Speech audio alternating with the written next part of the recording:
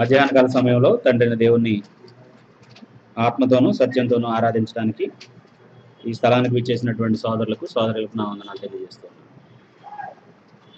వెనుకున్న వాళ్ళకి వినపడుతుందండి నా మాట? వినపడుతుందండి? ఇలాగంటున్నారు కొంతమంది, ఇలాగంటున్నారు కొంతమంది. ఫ్యాన్ ఆపకపోయినా వినపడాలి మరి, ఫ్యాన్ లేకుండా ఉండలేరు కదండి. ఓకే, గత వారం మనం యోధా పత్రికని చదవటం మొదలుపెట్టాం. ఇర్మియా గ్రంథాన్ని చదవటం మొదలుపెట్టాం. ఇర్మియా గ్రంథాన్ని చదవడానికి ముందు మరొక విషయం మనం అర్థం చేసుకుంటే మంచిది అనే ఉద్దేశంతో ఇంకో పాఠాన్ని చెప్పిన తర్వాత దానిలో ఉన్నటువంటి పాఠాలను మీకు వివరించాలని అనుకున్నాం.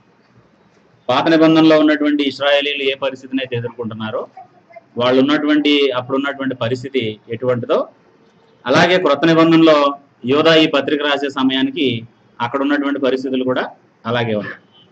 ఆ రెండింటి మధ్య ఉన్నటువంటి పోలికని ఒకసారి చెప్తాను నేను. ఇర్మియా ప్రవక్తగా ఉండి ప్రజలకి బోధించే సమయానికి ఇర్మియాతో పాటు అనేకమైనటువంటి అబద్ధ ప్రవక్తలు ఆ ప్రజల మధ్య లేచారు.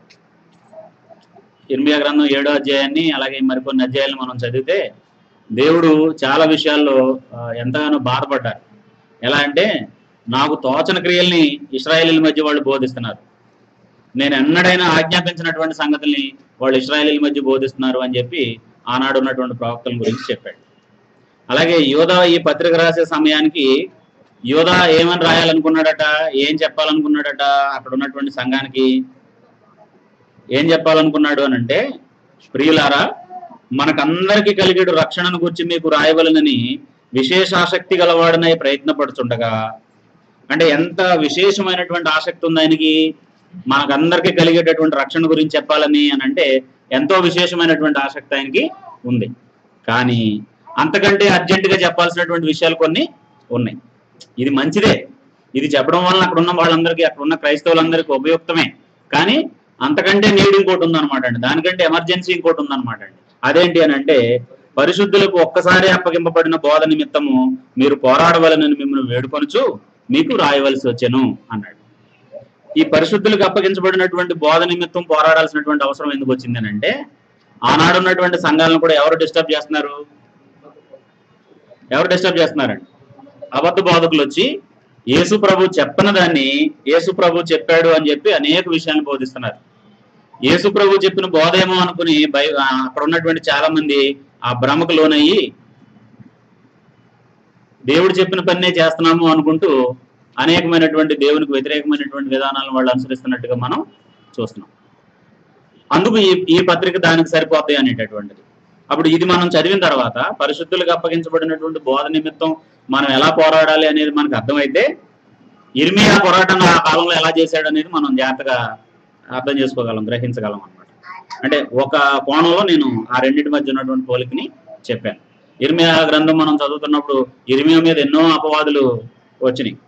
ఆయన దేవుడు మిమ్మల్ని యోధా జనాంగం అంతటిని కూడా బబులోను చెరకు అప్పగించింది దేవుడే, ఆయన మాట వినండి అని వాళ్ళు వాళ్ళకి చెప్తా ఉంటే ఇర్మియాని ఏమన్నారంటే వాళ్ళందరూ కూడా వాళ్ళతో కల్దీలతో కలిసిపోయాడు అని చెప్పేసి, లేకపోతే నాశనం చేయడానికే, ఇశ్రాయేల్ ప్రజలను నాశనం చేయడానికి పుట్టిన ప్రవక్త అని చెప్పి ఆయన మీద అనేకమైనటువంటి అపవాదులు వేశారు. అంటే ఇక్కడ అబద్ధ బోధనలు చేసేటటువంటి వారు, దేవుని చిత్తాన్ని ప్రకటించే వారిద్దరి మధ్య ఎవరున్నారు అని అంటే ప్రవక్త ఉన్నాడు. అప్పుడు వీళ్ళ దగ్గర నుంచి కూడా ఆయన అనేకమైనటువంటి సమస్యలను బేర్ చేస్తున్నట్టుగా మనం చూస్తాం అన్నమాట. కాబట్టి అటువంటి పరిస్థితి సంఘాలకు వస్తే ఎలా ఉండాలి అనేటటువంటి చెప్పే ఈ యోధా పత్రికలో ఆ ఒక్క మాటని ఈరోజు మనం కొంచెం వివరణాత్మకంగా ఆలోచించాలని నేను కోరుతూ ఉన్నాను. పరిశుద్ధులకు ఒక్కసారి అప్పగించబడినటువంటి బోధ నిమిత్తము మీరు పోరాడవాలని మిమ్మల్ని వేడుకొంచున్నాను అన్నాడు. అసలు ఈ పరిశుద్ధులకు అప్పగించబడిన బోధ ఏంటి అనే దాన్ని మనం కొన్ని నిమిషాల పాటు ఆలోచించాలి.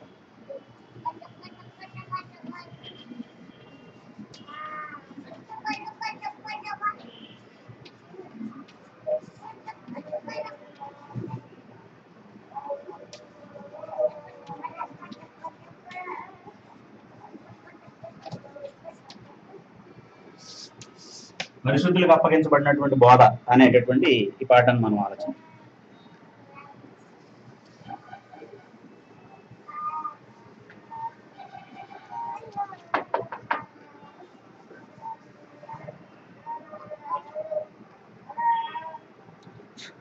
పరిశుద్ధులు అంటే ఎవరు? పరిశుద్ధులని ఎవరినన్నారండి? కొత్త నిబంధనలో పరిశుద్ధులు అనే పదాన్ని ఎవరి కోసం వాడబడింది?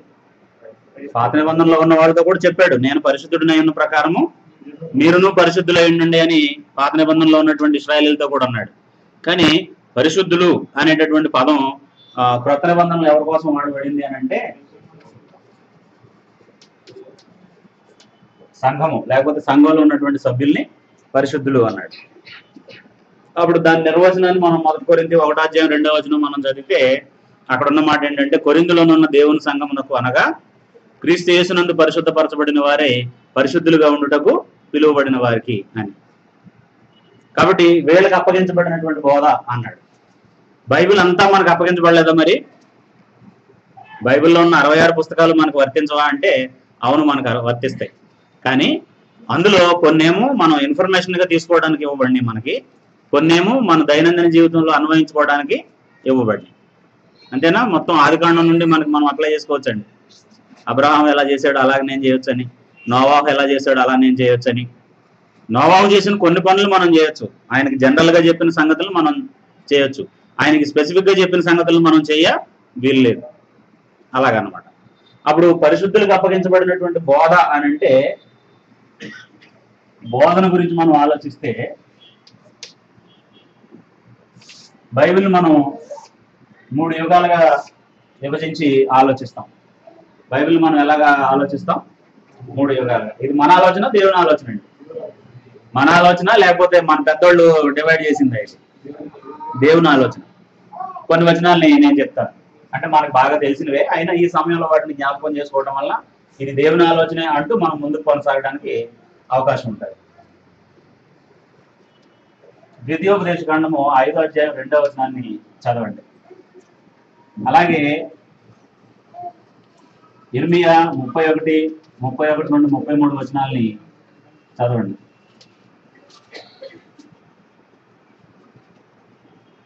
బైబిల్ని 3 భాగాలుగా మనం చేసామా, లేకపోతే బైబిలే ఆ సంగతులు మనకు చెబుతుందా అనేటటువంటి సంగతి. మన దేవుడైన యెహోవా హోరేబులో మనతో నిబంధన చేశాను. యెహోవా మన పితరులతో కాదు, నేడు ఇక్కడ సజీవులమై నిలిచి ఉన్న మనతోనే ఈ నిబంధన చేశాను. అప్పుడు పితరులతో చేసిన నిబంధన ఉంది, అది కాదు ఇప్పుడు చేసిందని చెప్తున్నాడు మోషే. దీన్నే ఏమన్నారు? ఏ యుగం అన్నారు? పితరుల యుగం. యుగం అని అంటే ఒకేలాంటి పరిస్థితులు ఉన్నటువంటి ఒక కాలంలో ఒకే పరిస్థితులు కొనసాగినాయి అనుకోండి, ఆ తర్వాత దానిలో మార్పులు వస్తే ఆ కొనసాగినంత కాలాన్ని ఒక యుగం అంటారు, దాని తర్వాత దాన్ని ఇంకొక యుగం అంటారు అనమాట. అది ద్వాపర యుగం ఇలాంటివి కాదు. మళ్ళీ ఆ యుగాలని మళ్ళీ అలాగే ఆలోచించొద్దు. అంటే ఉపనిషత్తుల్లో లేకపోతే హిందూ ధర్మశాస్త్రంలో ఉన్నటువంటి యుగాలు మాత్రం కాదు. ఎందుకంటే యుగం ఉన్నప్పుడు అందరికి ఒకే అర్థం ఇచ్చేటట్టుగా మాట్లాడే పరిస్థితులు మన మధ్యలో, అంటే మనుషుల మధ్యలో ఉన్నాయి. అందుకోసం నేను ఆ యుగం అంటే ఏంటని చెప్తున్నాను. ఇక్కడ బైబిల్లో యుగం అని ఎందుకు చెప్పారు అని అంటే ఒకే పరిస్థితి కొనసాగినటువంటి కాలం. పితరుల యుగం అని ఎందుకు అన్నారు అని అంటే దేవుడు కుటుంబ పెద్దలతో మాట్లాడాడు. దేవుడు కుటుంబ పెద్దలతో మాట్లాడి దేవుడు కుటుంబ పెద్దలతోనే ఆయన వ్యవహారాన్ని అంతటిని నడిపించాడు కొంతవరకు. ఈ కాలం అంతటిని కూడా ఏమన్నారు అని అంటే పితరుల యుగం అన్నారు. ఎక్కడి నుంచి ఎక్కడి వరకు? అది ఆదాము నుండి మోషే వరకు. అంటే మోషే జీవితంలో ఒక 80 సంవత్సరాలు వచ్చేంత వరకు, లేదా ఒక 40 సంవత్సరాలు వచ్చేంత వరకు, మోషేకి 80 సంవత్సరాలు వచ్చేంత వరకు దాన్ని పితరుల యుగం అన్నారు. అప్పుడు ఇర్మియా గ్రంథం 31 నుంచి 33 వచనాలు మనం చదివితే, ఇదిగో నేను ఇశ్రాయేలు ఇంటి వారితోనూ యోధా వారితోనూ క్రొత్త నిబంధన చేసుకున్న దినములు వచ్చుచున్నవి. ఇదే యెహోవా వాక్కు.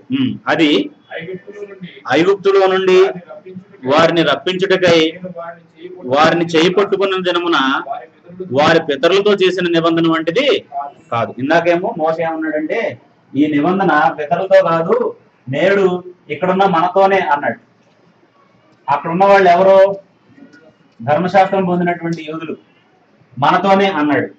ఇప్పుడు ఇర్మియా మాట్లాడితే ఏమంటున్నాడంటే కొత్త నిబంధన చేసే దినాలు వస్తున్నాయి, అది ఇశ్రాయేలీయులను ఐగుప్తులో నుండి తీసుకురావడానికి అప్పుడు చేశాడే అలాంటి నిబంధన కాదు అని చెప్పాడు. ఐగుప్తులో నుండి వచ్చిన ఇశ్రాయేలీలతో చేసిన నిబంధన కాదు, సినాయి కొండ దగ్గర చేసిన నిబంధన కాదు అన్నాడు. ఇక్కడ చేసిన నిబంధన ఏమన్నారు?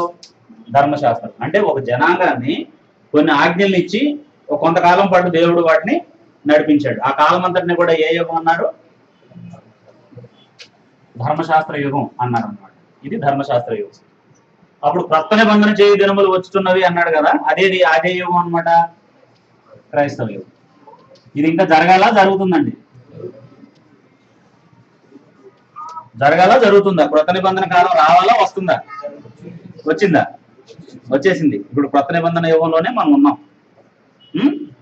అప్పుడు ఈ 3 మాటల్ని మనం ఆలోచిస్తే యోహాను సువార్తలో 4వ అధ్యాయంలో సమరయ స్త్రీతో యేసు ప్రభు మాట్లాడితే ఏమన్నాడంటే, అయ్యా, దేవుణ్ణి ఆరాధించే పద్ధతిని బయలుపరిచేటటువంటి ఓ ప్రవక్త వస్తాడని నేను విన్నాను. ఆ ప్రవక్త ఎవరు అనేది నేను ఆలోచించినప్పుడు నీ మాటలను బట్టి నువ్వే ఆయనని నాకు అర్థమైంది అని అంటే, అప్పుడు ఆరాధించాల్సినటువంటి స్థలం యెరూషలేములో ఉందని మీ యూదులు చెప్తున్నారు.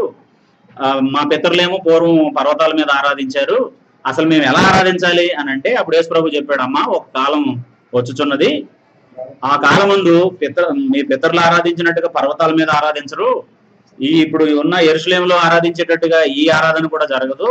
దేవుడు ఆత్మ కనుక ఆయన ఆరాధించేవారు ఆత్మతో సత్యంతో ఆరాధించే విధానం ఒకటి రాబోతుంది, అది వచ్చి ఉంది, నేను వచ్చాను కాబట్టి అని యేసు ప్రభు చెప్పాడు.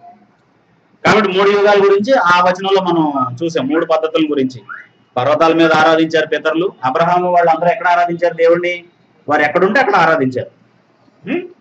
ఎక్కడుంటే వారు ఏ పర్వతం దగ్గర ఉంటే ఆ పర్వతం దగ్గర, ఏ ప్రాంతంలో ఉంటే ఆ ప్రాంతంలో వాళ్ళు ఆరాధించారు. వీళ్ళు మాత్రం ధర్మశాస్త్ర కాలంలో ఎక్కడ ఆరాధించారు అంటే సాక్ష్య కూడారంలోను, అలాగే సొలొమోను కట్టించినటువంటి దేవాలయంలోను ఆరాధించారు. ఇక్కడ ఎలా జరుగుతుంది ఆరాధన? ఆత్మతో సత్యంతో సంఘంగా ఆరాధిస్తున్నాం. ఇది వేరే పద్ధతి, అంటే దానికి భిన్నమైనటువంటి పద్ధతి. ఇప్పుడు పరిశుద్ధులకు ఒక్కసారి అప్పగించబడిన బోధ అంటే ఈ 3ట్లో ఏది? ఏ కాలానికి చెందిన చట్టం? ఏ నియమాలు? వీళ్ళు అనుసరించిన నియమాలా, వీళ్ళు అనుసరించిన నియమాలా? ఇప్పుడు అనుసరించే ఈ నియమాల క్రొత్త నిబంధనని ఏమన్నాడు అని అంటే పరిశుద్ధులకు అప్పగించబడినటువంటి బోధ అన్నాడు. పరిశుద్ధులకు అప్పగించబడినటువంటి బోధ. అప్పుడు దాన్ని మనం అర్థం చేసుకోవడానికి కొన్ని మాటలు నేను చెప్తాను. ఇది దేవుడు మనకి ఇచ్చాడు కాబట్టి దాన్ని ఏమన్నారు అని అంటే, దాన్ని సంకల్పించింది ఎవరు? దేవుడు కాబట్టి దాన్ని కొన్నిసార్లు దేవుని సంకల్పము అనే మాట చెప్పారు. ఇప్పుడు క్రొత్త నిబంధనలో చెప్పిన మాటలను ఏమన్నారు అని అంటే చాలా సందర్భాల్లో దేవుని సంకల్పం అన్నారు. అప్పుడు యేసుక్రీస్తు దాన్ని బోధించారు కాబట్టి దాన్ని ఏమన్నారు అని అంటే క్రీస్తు బోధ అన్నారు. అంటే క్రీస్తు బోధించిన బోధలన్నింటిని గురించి కాదు, ఆయన పర్టికులర్ గా కొన్ని విషయాలు చెప్పాడు, దాని గురించి క్రీస్తు బోధ అనే పేరు వచ్చింది. యోహాను రాసిన 2వ పత్రిక 9-10 వచనాలు మనం చదివితే, క్రీస్తు బోధ యందు నిలిచి ఉండక దానిని విడిచి ముందుకు సాగు ప్రతివాడు క్రీస్తుని అంగీకరింపనివాడు, లేకపోతే దేవుణ్ణి అంగీకరింపనివాడు. ఎవడైనా ఈ బోధను మీ వద్దకు తేకుండా మీ దగ్గరికి వచ్చినట్లయితే అతను శుభమని చెప్పవద్దు, అతని ఇంట చేర్చుకొనవద్దు. శుభమని చెప్పువాడు వాని దుష్టక్రియల్లో పాలివాడు అవుతాడు అని చెప్పేసి చెప్పారు. కాబట్టి ఇప్పుడు క్రీస్తు బోధ అంటే ఏదన్నమాట? క్రొత్త నిబంధన గురించి మాట్లాడినటువంటి మాట. అప్పుడు దేవుడు ఈనాడు ఉన్నటువంటి వాళ్ళతో చేసినటువంటి నూతనమైనటువంటి నిబంధన కాబట్టి దాన్ని మరో పేరుతో ఏమని పిలిచారు? క్రొత్త నిబంధన అన్నారన్నమాట. ఈ క్రొత్త నిబంధనని ఎవరు బోధించారు ప్రజలకి? క్రొత్త నిబంధనని ఎవరు బోధించారు? అపోస్తులా, యేసుక్రీస్తా? యేసుప్రభు ఏమో ధర్మశాస్త్ర కాలంలో జీవించారు, ధర్మశాస్త్రాన్ని ఆయన అనుసరించారు. క్రొత్త నిబంధన ఎలా ఉండబోతుందో శిష్యులకు నేర్పించారు ఆయన. యేసుప్రభు మనకు బోధించిన దానికంటే కూడా ఎవరికి ఎక్కువ చెప్పారు ఆ మాటల్ని? శిష్యులకు నేర్పించారు. శిష్యులు అపోస్తుల బోధ అన్నారు. ఎందుకనంటే ఎవరి దగ్గర నేర్చుకున్న బోధ అది? యేసుక్రీస్తు దగ్గర నేర్చుకుని అపోస్తులు బోధిస్తున్న బోధ. అందుకే దీన్ని ఏమన్నారు? అపోస్తుల బోధ అన్నారు. అపోస్తులకి ఎలా వచ్చింది ఇది? ఎవరు నేర్పించారు? యేసుక్రీస్తు నేర్పించారు. ఈయనకి ఎలా వచ్చింది? దేవుడు చెప్పారు. యోహాను రాసిన సువార్త 17వ అధ్యాయంలో యేసు ప్రభు ప్రార్థన చేస్తూ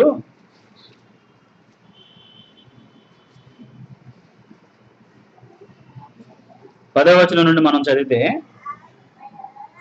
యోహాను సువార్త 17వ అధ్యాయము 10వ వచనం నుండి మనం చదివితే, నావన్నీయు నీవి, నీవన్నీయు నావి, వారి యందు నేను మహిమపరచబడి ఉన్నాను. నేను ఇకనూ లోకంలో ఉండను గాని వీరు లోకంలో ఉన్నారు. నేను నీ యొద్దకు వచ్చుచున్నాను. పరిశుద్ధుడు అయిన తండ్రి, మనము ఏకమై ఉన్నలాగున వారును ఏకమై ఉండునట్లు నీవు నాకు అనుగ్రహించిన నీ నామమందు వారిని కాపాడము అన్నాడు. నీవు నేను ఏకమై ఉన్నాము అన్నాడు. కాబట్టి యేసు ప్రభు వేరే బోధ, దేవుడు వేరే బోధ చేస్తారు కదా. ఏకమై ఉన్నటువంటి అదే కదా. మనం ఏమంటామంటే మేమిద్దరం ఒకటేనండి, ఎవరి టేస్ట్లో అడిగానండి అంటాం కదండి. మన ఇద్దరం ఒకటే, మన ఎవరి టేస్ట్లు వాళ్ళే. అదేనా ఏకమై ఉండటం? ఎవరి అభిప్రాయాలు వాళ్ళే కానీ మేము ఏకమే. అదేనా ఏకమై ఉండటం అంటున్నాను. దేవుడు యేసు ప్రభువుని చూస్తే ఏకమై ఉన్నటువంటి ఏంటనేది మనకు స్పష్టంగా అర్థం. ఒకరి అభిప్రాయాలను ఇంకొకరు గౌరవించడం, ఒకరి అభిప్రాయాన్ని ఇంకొకరికి కన్వే చేయటం, ఒకరి ఇష్టాన్ని ఇంకొకళ్ళు గౌరవించడం. దేవుడు ఏం చెప్పాడు, అది యేసు ప్రభు ఎప్పుడు కూడా ఏం చేస్తూ ఉండేవారు? మన భాషలో చెప్పాలంటే తూచా తప్పకుండా పాటించేవారు అన్నమాట. ఏది మిస్ చేయలేదు ఆయన. వాళ్ళిద్దరు అందుకు ఏకమై ఉన్నారు. అలాగే ఎవరిని ట్రైన్ చేశారు? అలాగే ఎవరిని ట్రైన్ చేశారండి? అపోస్తుల్ని ట్రైన్ చేశారు. అపోస్తులకి తర్ఫీదు ఇచ్చారు. అపోస్తులు ఎప్పుడైనా యేసు ప్రభు మాటకు భిన్నంగా బోధించారా? ఎప్పుడు వాళ్ళు ఆ పని చేయలేరు. అప్పుడు అది లేఖనాల్లో రాయబడింది. ఈ బోధ లేఖనాల్లో రాయబడింది. అందుకే దాన్ని ఏమన్నారు అని అంటే, ఆ లేఖనాల్లో రాయబడిందని ఏమన్నారు అని అంటే జీవ నియమములు అన్నారు. ఈ నియమాన్ని అనుసరించడం వలన ఒక వ్యక్తి జీవంలోనికి అభివృద్ధి చెందుతున్నాడు కాబట్టి దాన్ని ఏమన్నారనమాట? జీవ నియమము, జీవమునిచ్చు ఆత్మ యొక్క నియమము అన్నాడు. అంతకంటే ముందే ఒక నియమం ఉంది లోకంలో, అందుకు జీవ నియమం అని స్పెసిఫిక్ గా చెప్పాల్సి వచ్చింది. జీవ నియమానికి భిన్నమైన నియమం ఏంటండి అమ్మా? పాప మరణముల నియమం. ఓల్డ్ స్టూడెంట్స్ అనమాట అండి. వాళ్ళ గ్రిప్ వాళ్ళకు ఉంటది అంతే. ఎగ్జాక్ట్ గా వర్డ్ ఏంటంటే పాప మరణముల నియమం. లోకంలో ఉన్నదేంటి? పాప మరణముల నియమం. పాప మరణముల నియమం కంటే భిన్నమైంది అని చెప్పడానికి పరిశుద్ధాత్ముడు వాడిన పదం ఏంటి? జీవమునిచ్చు ఆత్మ యొక్క నియమం. ఇది జీవాన్ని ఇస్తుంది. ఎవరి ద్వారా మనకు అనుగ్రహించబడింది? పరిశుద్ధాత్మ ద్వారా మనకు అనుగ్రహించబడింది. అందుకు జీవమునిచ్చు ఆత్మ యొక్క నియమము అని చెప్పేసి. సో ఇలాగ పిలువబడింది అపోస్తుల బోధ అనేది. ఎలా అంటే పరిశుద్ధులకు అప్పగించబడిన బోధ అన్నదాన్ని మనం క్రొత్త నిబంధనలు ఎలా రికగ్నైజ్ చేయగలం అంటే, దేవుని సంకల్పం అన్నదే, క్రీస్తు బోధ అన్నదే, క్రొత్త నిబంధన అన్నదే, అపోస్తుల బోధ అన్నదే, జీవ నియమం అన్నదే, దేవుని ఆజ్ఞలు అన్నా కూడా అదే. క్రొత్త నిబంధనకు వచ్చేటప్పటికి అప్పుడు ఈ మూడిట్లో ఏది అని అంటే, ఇప్పుడు దేన్ని అనుసరించాలి మనం? ఏది దేనికోసం పోరాడాలి? ఇప్పుడు మనం క్రొత్త నిబంధన కోసం పోరాడాలి. అంటే క్రొత్త నిబంధనలో ఉన్న విషయాల్ని అనుసరించడం కోసం తాపత్రయపడాలి. ఎలా అనుసరించాలి అనే దానికోసం మనం నేర్చుకోవాలి. అలా అనుసరించినటువంటి వారికి దాన్ని చెప్పే విషయంలో మన పోరాటం జరిపించాలి. అప్పుడు ప్రతి ఒక్కరి దగ్గర ఒక్కొక్క తుపాకీ ఉండాలి కదా ఈ పోరాటం చేయటానికి. మరి ఎలాగండి పోరాటం చేసేది ఎలాగా? ఇప్పుడు మనకు పోరాటం అనే మాట రాగానే ఒక యుద్ధం అనే భావనే కలుగుతుంది మనకి కదా. పోరాటం అనగానే ఎలా ఉంటుంది మన పోరాటం? క్రైస్తవుల పోరాటం ఎలా ఉండాలండి? క్రైస్తవుడు పోరాడే పద్ధతి ఎలా ఉండాలి? అసలు క్రైస్తవుడు శరీర సంబంధం, ఆత్మ సంబంధం. మరి ఆయన పోరాటం ఎలా ఉండాలి? ఆత్మ సంబంధంగానే ఉండాలి అమ్మా. సర్వాంగ కవచం, అదే దాన్నే ఇంకో మాటలో ఇంకేమన్నాడంటే సర్వాంగ కవచం అనే మాట. ఆత్మ సంబంధమైన పోరాటం అది, భౌతికమైంది కాదు. ఇప్పుడు చాలా మంది క్రిస్టియన్స్ పోరాడుతున్నారు వాళ్ళ హక్కుల కోసం. ఏ పోరాటం అండి అది? ఏ పోరాటం అది? చాలా ఎవరిని కదిపినా సరే ఏమంటున్నారంటే, నేను ఆ అసోసియేషన్ ప్రెసిడెంట్ నండి, ఈ అసోసియేషన్ సెక్రటరీనండి అని చెప్తున్నారు. పేపర్లో కూడా మనం చూస్తున్నాం, క్రైస్తవ సహోదరులు, మళ్ళీ అందరూ దళిత క్రైస్తవులు, మళ్ళీ ఇంకేదో క్రైస్తవులు వాళ్ళు వెళ్ళి కలెక్టర్కి మెమరాండం సమర్పించారు. వాళ్ళ హక్కుల గురించి మాట్లాడారు. వాళ్ళ కాలనీకి నీళ్లు రావట్లేదు అంటున్నారు, వాళ్ళ కాలనీకి పవర్ రావట్లేదు అంటున్నారు. అదేనా మనం చేయాల్సిన పోరాటం? పరిశుద్ధులకు అప్పగించబడిన బోధ నిమిత్తం పోరాడండి అంటే అది కాదండి పోరాటం. యేసు ప్రభు దేనికి ప్రెసిడెంట్ కాదు, దేనికి సెక్రటరీ కాదు, దేనికి వైస్ ప్రెసిడెంట్ కాదు. ఎప్పుడు ఏ అధికారికి ఆయన మెమరాండం సమర్పించిన సందర్భాలే లేవు. మంచి చెడు మీద చేసేటటువంటి పోరాటం ఎలాంటిది అంటే, ఒక వ్యక్తిలో ఉన్నటువంటి చెడును బాగు చేసి అతన్ని మంచిగా మార్చేటటువంటి పోరాటం అది.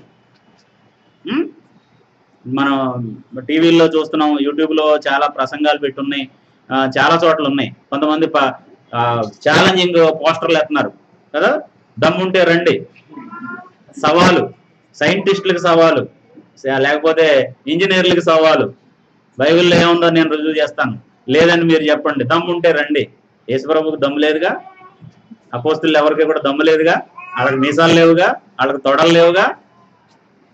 కాబట్టి అసలు క్రైస్తవుడు అనేవాడు ఎలా మాట్లాడాలో మాట్లాడకూడని మాటలు మాట్లాడుతూ ఏం చేస్తున్నామని చెప్తున్నారు ఇప్పుడు? పోరాటం. మళ్ళీ వాళ్ళకి కొన్ని బిరుదులు, ఒక ఆయనకేమో జయశీలి అని, ఒక ఆయనకేమో ఇంకేదో అని, ఇంకేదో శీలి అని. ఆ పోరాటం అపోస్తులు ఎవరూ చేయలేదు. అపోస్తులు చేసిన పోరాటం ఏంటంటే 2 కొరింథీ పత్రిక 10వ అధ్యాయం మనం చదివితే,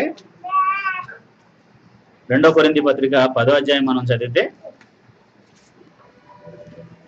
బైబిల్ తెలియని వాళ్ళ పోరాటం చేస్తారు, క్రైస్తవ్యం అంటే అర్థం తెలియని వాళ్ళ పోరాటం చేస్తారు.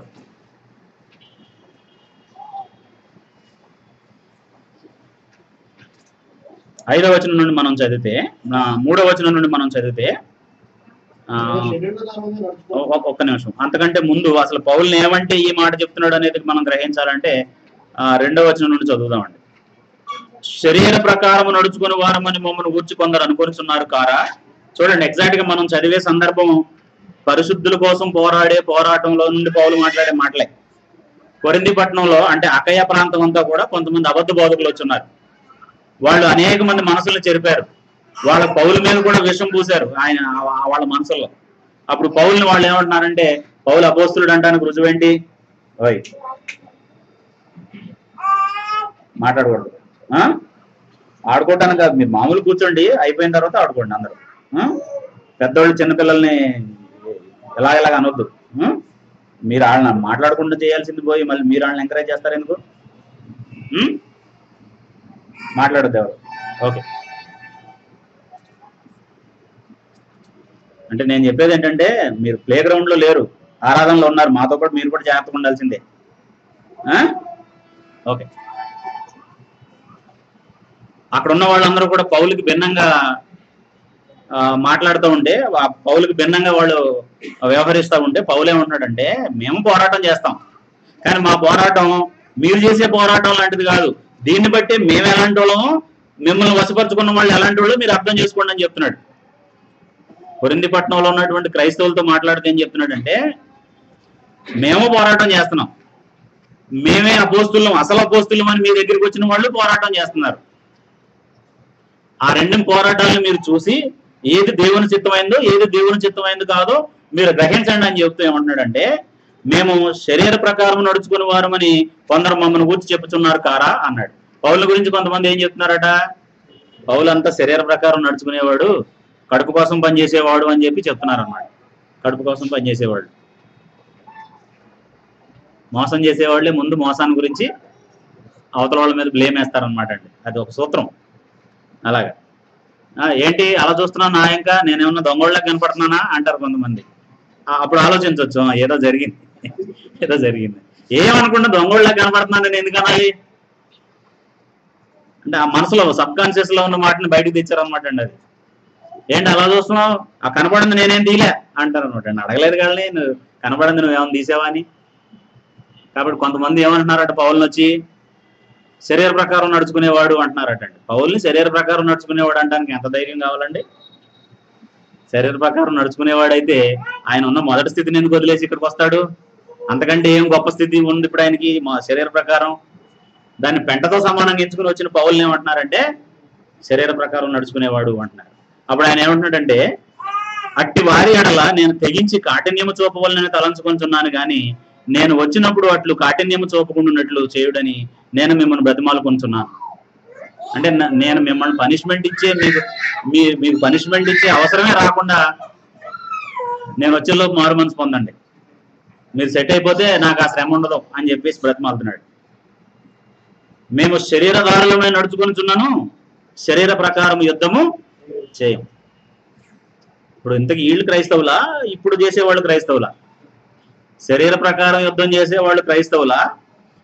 శరీరంతో ఉన్నప్పటికీ శరీరంతో కాకుండా ఆత్మతో మనసుతో యుద్ధం చేసేవాళ్ళు క్రైస్తవులా?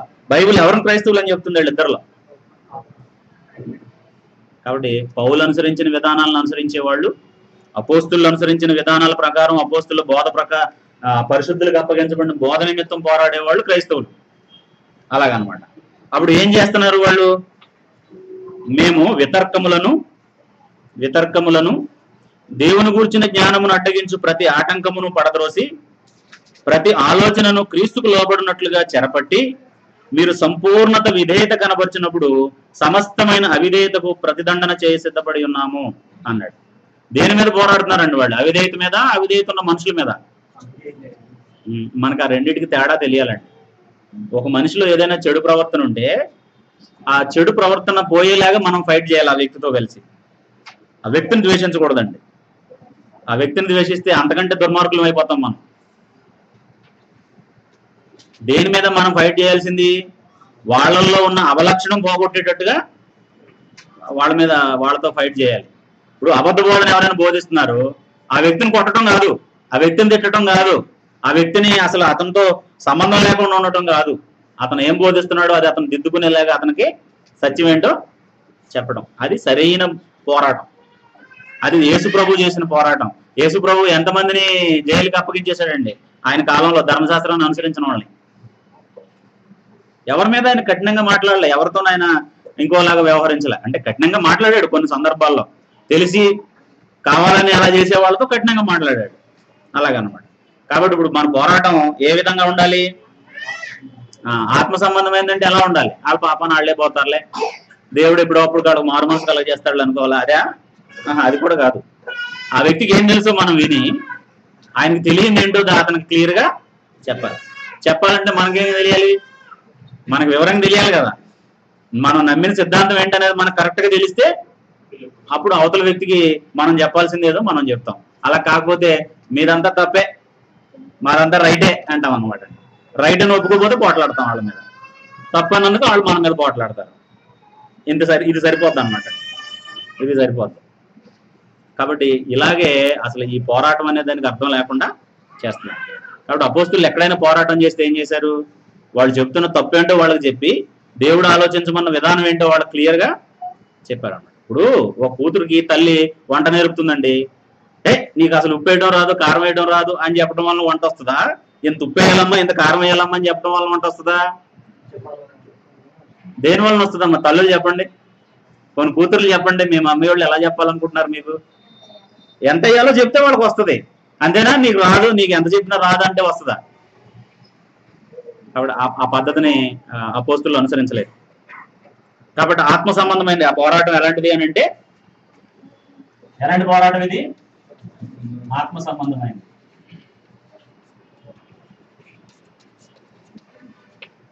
ఆత్మ సంబంధమైన పోరాటం మనం చేయాల్సినటువంటిది. అప్పుడు ఆత్మ సంబంధమైనటువంటి ఈ పోరాటం చేసేటటువంటి విషయంలో, లేకపోతే మనకు అర్థం కావాల్సినటువంటి విషయం ఒకటి ఉంది. అది నేను ఒక 2 వచనాలు చెప్పి ముందుకెళ్తాను. ఇప్పుడు ఈ 2 కాదు అనుకున్నాం, ఇది ఒక మాట వల్ల కాదంటలేదు. ఈ 2 కాదు అనేది ఎవరి బోధ? ఈ 2 కాదు అనేది యేసుక్రీస్తు చేసినటువంటి బోధ. మత్తయి రాసిన సువార్త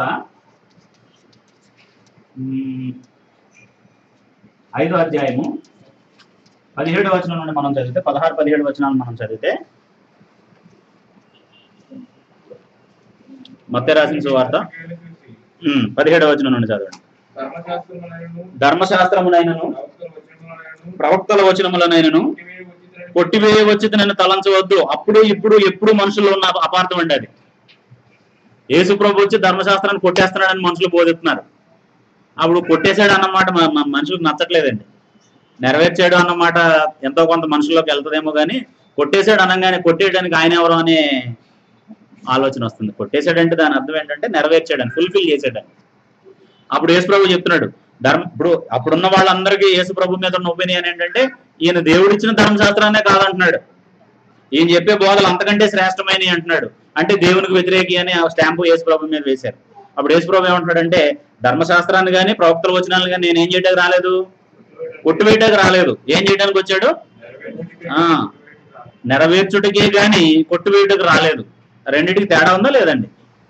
నెరవేర్చి కొట్టివేయటమేమో దైవికమైన పద్ధతిలో దాన్ని చేయటం, ఊరికి కొట్టేయటం ఏంటి? అది అనుసరించక్కర్లేదని ప్రచారం చేయటం అనమాట అండి. అది అనుసరించక్కర్లేదని ప్రచారం చేయడం.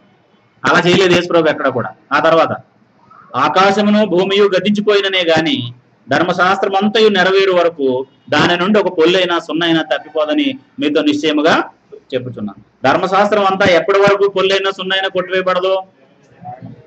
నెరవేరేంత వరకు. ఒకసారి లూకా రాసిన సువార్త 24వ అధ్యాయం 44వ వచనాన్ని మనం చదివితే,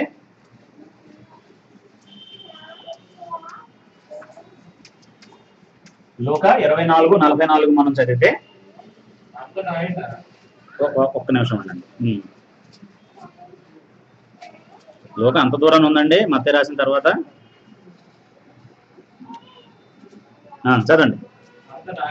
అంతటా ఆయన మోషే ధర్మశాస్త్రములోను ప్రవక్తల గ్రంథములలోను కీర్తనలలోను నన్ను గూర్చి వ్రాయబడినవన్నీ నెరవేరవలనని నేను మీ వద్ద ఉండినప్పుడు మీతో చెప్పిన మాటలు నెరవేరినవని వారితో చెప్పాను. చూడండి, యేసుప్రభు ఏమంటున్నాడు? ఇక్కడేమో ధర్మశాస్త్రం అంతా నెరవేరేంత వరకు అందులో నుంచి ఒక సున్నైనా పొల్లైనా తప్పిపోదని చెప్పాడు.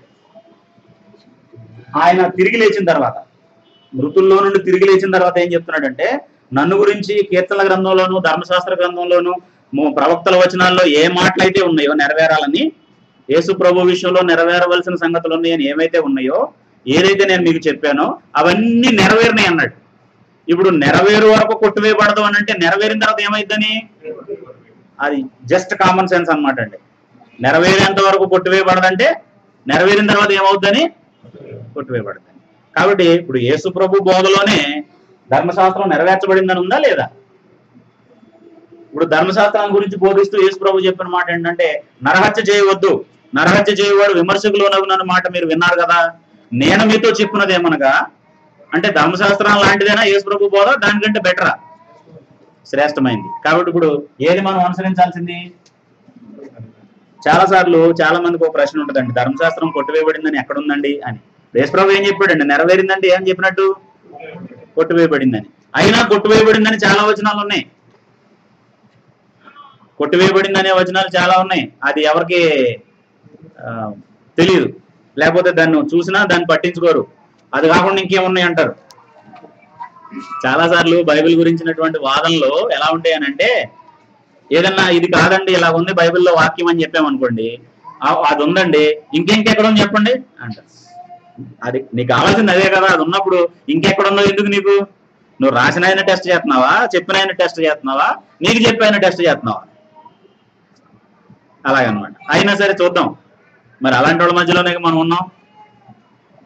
2 కొరింథీ పత్రిక 3వ అధ్యాయము 2 కొరింథీ పత్రిక 3వ అధ్యాయము 14వ వచనాన్ని మనం చదివితే,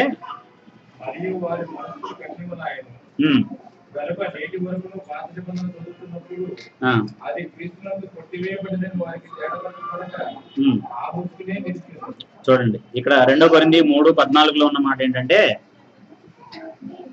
చాలా మంది ఇంకా పాత నిబంధన చదువుతున్నారు. పాత నిబంధన చదువుతున్నప్పుడు వాళ్ళ మనసుల్లో ఏముందట?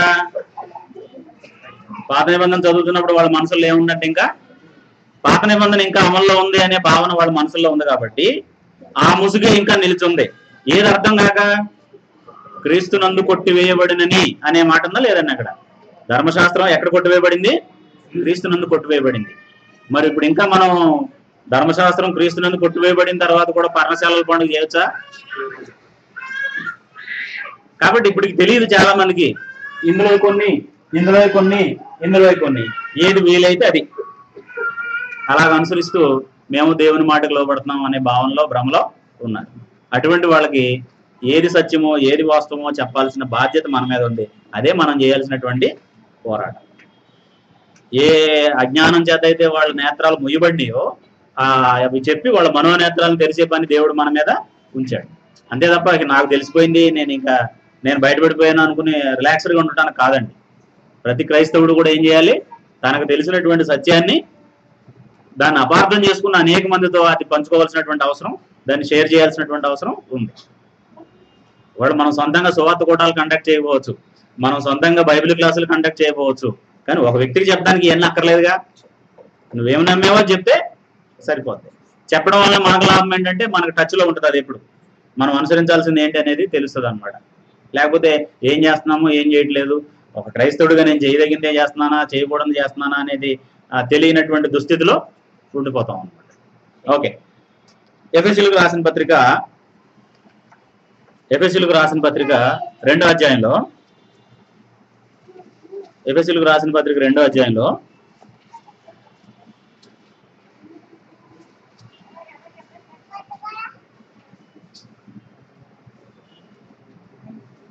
14వ వచనాన్ని మనం చదివితే, ఆయన అంటే ఎవరో? క్రీస్తు. క్రీస్తు మన సమాధానమై ఉండి మీకును మాకును ఉండిన ద్వేషమును అనగా విధిరూపకమైన ఆజ్ఞలు గల ధర్మశాస్త్రమును తన శరీరమందు కొట్టివేయుట చేత మధ్య గోడను పడగొట్టి, క్లియర్ గా ఇందాకేమో పాత నిబంధన అన్నాడు. పాత నిబంధన అన్న ధర్మశాస్త్రమే, ధర్మశాస్త్రం అన్న ధర్మశాస్త్రమే. పాత నిబంధన అంతట్లో ఏముంది? ధర్మశాస్త్రం ఉంది. అలాగనమాట. అప్పుడు ఇక్కడ ఏమన్నాడు అంటే, విధిరూపకమైన ఆజ్ఞలు గల ధర్మశాస్త్రాన్ని తన శరీరం అందు కొట్టివేయుట చేత మధ్య గోడను పడగొట్టాడు అంటే ఇంకా నిలిచిందానా పడిపోయిందనా? అలాగా అంటే అది లేదు ఇంక. ఇప్పుడు ఆ గోడ యూదులకి అన్యులకి అడ్డని దేవుడు ఏం చేశాడు? ఆ మధ్య గోడను యేసుక్రీస్తు ద్వారా పడగొట్టి ఉభయుల్ని ఏకం చేశాడు. ఏకం అయ్యాక మళ్ళీ గోడ పట్టుకుంటున్నారు అనమాట అండి. ఇప్పుడు మళ్ళీ దేవుడు పడగొట్టిన గోడని మళ్ళీ ఏం చేస్తున్నారు? కడుతూ ఉన్నారు. సో అది సాడ్ థింగ్, అది విచారకరమైనటువంటి సంగతి. కాబట్టి ఇప్పుడు అసలు ఆ పట్టింపులు లేవండి. ఏదో ఒకటి చర్చి, ఏదో ఒక బైబిలు, ఏదో ఒక వాక్యం, ఏదో ఒక విధానం, ఏదో ఒక ఆరాధన, ఏదో ఒక ప్రార్థన, ఏదో ఒక పద్ధతి. ఆ దేవుడు చెప్పాడా? యేసు ప్రభు బోధించాడా? అపోస్తులు చెప్పారా? నేను అది అనుసరించడం వలన నాకు ఏదైనా ప్రయోజనం ఉందా? నేను దేవుడికి ఏమన్నా దీని గురించి లెక్క చెప్పాలా అక్కర్లేదా? ఈ పట్టింపులు ఏమీ లేవండి. చాలా సార్లు మనుషుల ఆలోచనల నుంచి వచ్చేటటువంటి దేవుని కార్యాలు, దేవుని సేవ ఎలాగంటే, మనం ఏం చేసినా దేవుడు అంగీకరిస్తాడు అని చెప్పేసి. భక్తి అనే మాటకి నిర్వచనం మనం దేవుడికి తగ్గట్టు ఉండటం, దేవుడిని మనకు తగ్గట్టుగా మార్చుకోవడం కాదండి. మారతాడు ఆయన అలాగా? అలా మారడు ఆయన. కాబట్టి పరిశుద్ధులకు అప్పగించబడిన బోధ ఒక్కసారి అప్పగించబడిన బోధ కోసం మనం పోరాడాలి అన్నప్పుడు ముందు అసలు అదేంటో క్లియర్ గా మనకి తెలియాలి. కాబట్టి ఇది కాదు ఏదనుకున్నాం మనం? క్రొత్త నిబంధన అని చెప్పేసి. అప్పుడు క్రొత్త నిబంధనను అనుసరించేటటువంటి విషయంలో కూడా ఒక్కసారి అనే పదాన్ని ఉపయోగించాడు. ఇందాక నేను ఇక్కడ రాయలేదు హెడ్డింగ్ లో. ఒక్కసారి అప్పగించబడిన బోధ అన్నాడండి. ఈ ఒక్కసారి అనే మాట ఎందుకు అన్నాడు అని అంటే, మనం చూసిన ఈ పాత నిబంధన కాలం అంతట్లో దేవుడు ఒకే నియమాన్ని ఇచ్చాడు. ఓ యుగమంతా ఒకే నియమం ఉంది, మార్పు లేదు అందులో. ఓ యుగమంతా ఒకే నియమం ఉంది, మార్పు లేదు అందులో. ఇప్పుడు కూడా కొత్త నిబంధన ఇచ్చాడు, అందులో కూడా ఎలాంటి మార్పు లేదు. అది ప్రారంభమైన రోజు నుంచి ప్రభు రెండో రాకడ వరకు ఒకేలాగా ఉంటది, అందులో ఏం మార్పులు ఉండవు. అందుకే పౌలు గలతీయులకు రాసిన పత్రికలో, గలతీయులకు రాసిన పత్రిక 1వ అధ్యాయం 6వ వచనం మనం చదివితే, ఒక్క నిమిషం అండి, టైమర్ పెట్టాలి. 5 నిమిషాలు లేటుగా బ్రహ్మానందం గారి నోట్ల నుంచి మాట వచ్చేలాగా ఏదైనా కంప్యూటర్లో సెట్ చేసేది ఏదైనా ఉంటే చేయండి. అంటే చాలా విషయాలు అలా ఉంటాయి కదా. 10, 9, 8, 7, 6 అప్పుడు ఒకటి వచ్చాక అప్పుడు చదువుతారు అనమాట. ఈ లోపు అందరూ బైబిల్ ఇస్తారు అలాగా. అంటే మనం అందరం అంత క్విక్గా ఉండాలండి. అంతే, బైబిల్ని ఎప్పుడు కూడా ఏ అధ్యాయం చెప్తే ఆ అధ్యాయాన్ని టక్కన తీసే అలవాటు ఉండాలి. అది ఎప్పుడు వస్తుంది ఆ అలవాటు? రెగ్యులర్ గా తీస్తే వస్తుంది. అలాగనమాట. కొంతమంది చక్కగా తీస్తారు. ఇప్పుడు ఆయన టక్కటక్క తీసి చదువుతున్నారు అంటే నేను ఎందుకు ఆగమంటానంటే ఆయన్ని, మీరు ఎక్కడ మిస్ అయిపోతారో ఆ వచనాన్ని. ఇప్పుడు తీయలేదనుకోండి ఏం చేస్తాం? బై నేచర్ మనం ఎలాంటి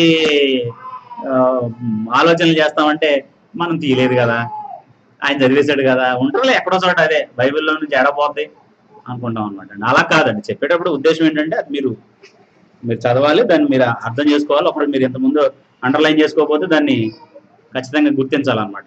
అంత విలువైన మాటలు ఇవి. అందుకోసం ఆయన ఒక నిమిషం ఆపి మరి చదివించేది. చదవండి.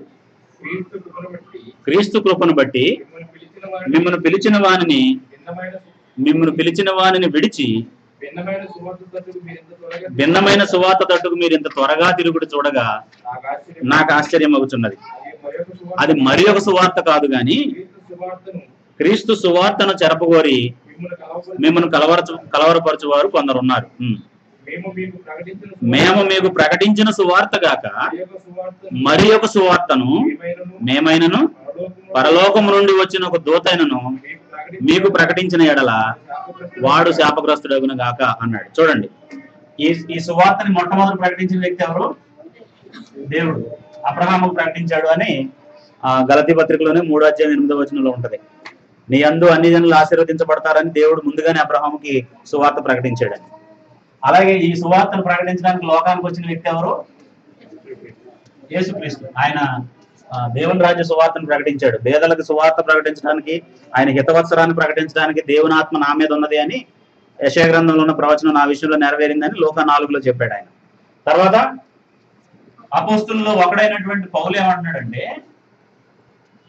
ఇది దేవుడు ఒక్కసారి మాకు అప్పగించబడినటువంటి బోధ. ఇది ఎక్కడ ప్రకటించారు వీళ్ళు? ఇప్పుడు ఈ మాటలు ఎక్కడ గలతీ ప్రాంతం అంటే ఏది?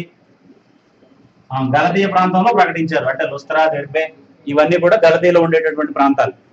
ఈకొనియా ఇవన్నీ కూడా గలతీయ ప్రాంతంలో ప్రకటించాడు. ఏమనంటే ఇదే సువార్త, యేసు ప్రభువుని మనం అంగీకరించాలి, యేసుక్రీస్తు నామంలోనికి మనం బాప్తిసం పొందాలి, ఆయన చెప్పిన బోధనలు మనం అనుసరించాలి అని చెప్పేసి. అప్పుడు ఇంకా అనేక ప్రాంతాలకు వెళ్ళారు వాళ్ళు. అక్కడ నుండి కొరింథీకి వెళ్ళారు, అక్కడ నుండి ఎఫెసుకి వెళ్ళారు, అక్కడ నుండి మాసిదోనియాకి వెళ్ళారు. పౌలు ఏమంటున్నాడంటే, గలతీలో ఉన్నటువంటి మీకు మేము చెప్పాము, ఇక్కడ నుంచి చెప్పి ఒకవేళ కొరింథీకి వెళ్ళి, ఎఫెసుకి వెళ్ళి, మాసిదోనియాకి వెళ్ళి తిరిగి వచ్చినప్పుడు అబ్బాయి మీకు ఇంత ముందు చెప్పింది అది కాదు, దాన్ని ఇంకా మార్చాలని నేను చెప్పినా సరే, మీకు ఇంతకుముందు చెప్పిన పౌలని నేను చెప్పినా, నా పేరుతో గాని దేవుని పేరుతో గాని పరలోకం నుండి వచ్చి ఒక దూత చెప్పినా దాంట్లో మార్పు లేదు. ఎందుకంటే దేవుడు ఒక్కసారి చెప్పాడు, అదే ఇంకా ఒక్కసారి అప్పగించబడింది, ఇక దానికి మరలా మార్పు లేదు. పౌలు అంటున్నాడు, మేము మీకు ప్రకటించిన సువార్త కాక ఇంకా వేరొక సువార్త మేమైనను పరలోకం నుండి వచ్చిన దూత అయినా ప్రకటిస్తే వాడు శాపగ్రస్తుడగును గాక అన్నాడు. కాబట్టి ఎప్పటికప్పుడు మార్చేసుకోవచ్చా బోధనే? ఎప్పటికప్పుడు విధానాలని చేంజ్ చేసుకోవచ్చండి? చేంజ్ చేయకూడదు. ఎప్పటికప్పుడు విధానాలను మార్చే హక్కు, సువార్తలో మార్చే హక్కు ఎవరికి లేదు. ఎందుకంటే సువార్త ఎవరికి సంబంధించింది? దాని మీద అధికారం ఎవరు అని అంటే దేవుడు. మనం సృష్టించింది కాదు. మనం సృష్టించింది అయితే ఎన్ని మోడిఫికేషన్స్ అయినా చేసుకోవచ్చు. ఇప్పుడు మనం ఈ స్టేజ్ పట్టుకెళ్ళి వెనకాల వేసుకోవచ్చండి, ఈ గోడ పడగొట్టి అవతల ఇంకో బిల్డింగ్ కట్టుకుని అందులోకి వెళ్ళిపోవచ్చండి, ఈ రంగు కుర్చీలు తీసేసి వేరే కుర్చీలు వేసుకోవచ్చండి, ఈ పుల్ఫీట్ తీసేసి ఇంకొక పుల్ఫీట్ పెట్టుకోవచ్చండి, ఈ బోర్డు తీసేసి ఇంకెందుకంటే అర్థవంతమైన బోర్డు ఇంకోటి పెట్టుకోవచ్చండి. ఏదైనా చేసుకోవచ్చు, ఇవి మనకు సంబంధించినవి. సువార్త మాత్రం ఏ రంగు కుర్చీలో కూర్చున్నా ఆ సువార్తే. ఏ పుల్ఫీట్ ముందు నిలబడి ప్రసంగం చేసినా అదే సువార్త. ఎలాంటి బిల్డింగ్ లో ఉండి చేసినా అదే సువార్త. ఎలాంటి వ్యక్తులకు చెప్పినా అదే సువార్త. దాన్ని మార్చే అధికారం ఎవరికి లేదు. అదనమాట. అందుకే ఒక్కసారి అప్పగించబడిన బోధ అదే పనికి మార్చేది కాదు. అందుకే ఈ గ్రంథం ముందున్న వాక్యములకు ఎవడైనా ఏదైనా కలిపిన ఎడల వాడు శాపగ్రస్తుడవును. ఎవడైనా ఏదైనా తీసివేసిన ఎడల దేవుడు జీవవృక్షంలోనూ పరిశుద్ధ పట్టణంలోనూ పాలు లేకుండా చేయదు. బైబిల్లో ఉండే లాస్ట్ ఇన్స్ట్రక్షన్స్ అనమాట అండి, అది ఫైనల్ ఇన్స్ట్రక్షన్స్ అనమాట అండి. అది వాటికి ఏ మార్పు చేయొద్దు అని చెప్పినటువంటి.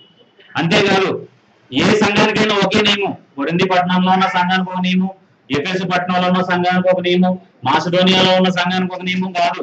ప్రతి సంఘానికి ఒకే నియమం. ఆ నియమం ఏంటంటే వీళ్ళు బోధించినటువంటి, అపోస్తులు బోధించినటువంటి నియమం. కొరింథీయులకు రాసిన మొదటి పత్రిక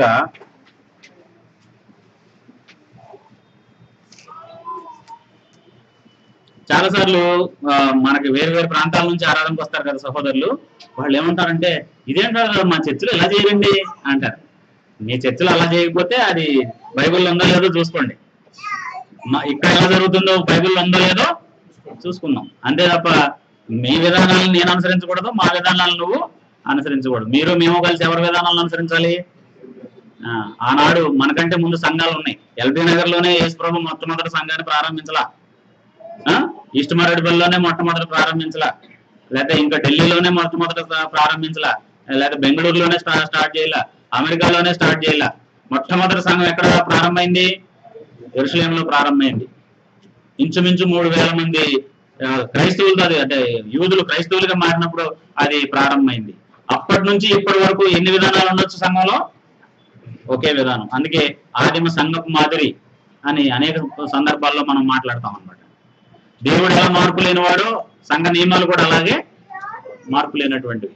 అందుకే ఒక్కసారి అప్పగించబడిన బోధ అన్నాడు. 1 కొరింథీ 4వ అధ్యాయంలో చాలా విషయాలు కొరింథీ పట్టణంలో ఉన్న సంఘాన్ని దిద్దడానికి పౌలు రాస్తూ ఏమన్నాడంటే 17వ వచనం నుండి నేను చదువుతున్నాను.